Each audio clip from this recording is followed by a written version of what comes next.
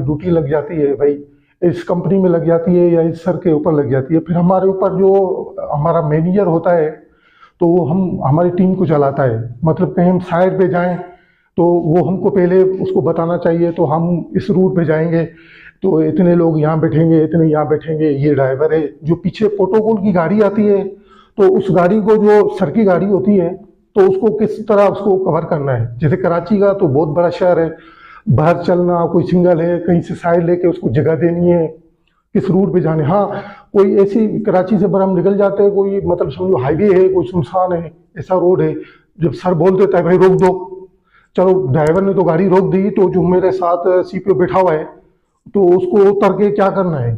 अच्छा, ड्राइवर को क्या करना है, ड्राइवर को गाड़ी साइड पे लगानी है। अच्छा, जो पीछे आ रहे हैं जो प्रोटोकॉल, उनको क्या करना है, वो किस तरह रुकेंगे, किस तरह आके कंट्रोल करेंगे, मतलब गाड़ी फौरन क्यों रुक गई।